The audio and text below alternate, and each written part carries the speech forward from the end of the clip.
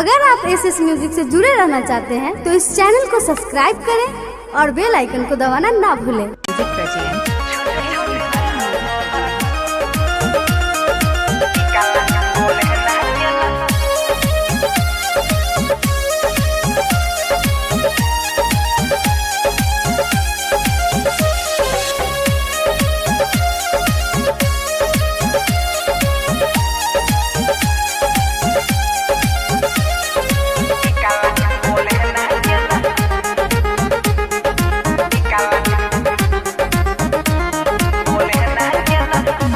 ये भलाई महान गे छाड़ी गे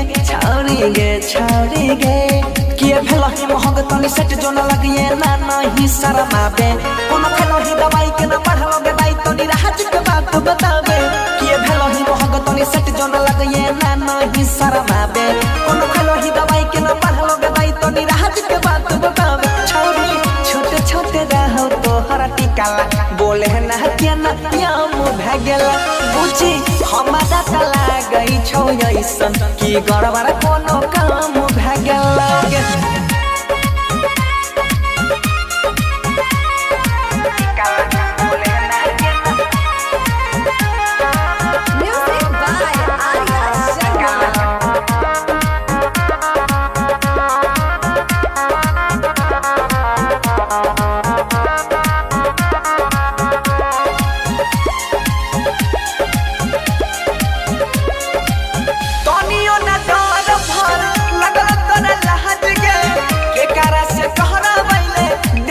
मसाज गे छोड़ी तनियो न डहर भर लगला तोरा लहज गे के करा से कहना बैले देह के मसाज गे भेलो तोहर पढ़नाई लिखनाई सब चौपट गे छौड़ी करै रही खेत यार पर रह जे दौड़ दौड़ी आगे भेलो तोहर पढ़नाई लिखनाई सब चौपट गे छौड़ी खेत यार पर करै रही रह जे दौड़ दौड़ी ये तने गो छोटा कहा उमर में ई नाम बदनाम भ गेल हे गई छोटे छोटे रहो तोहर टिकाला बोले ना के ना याम भ गेल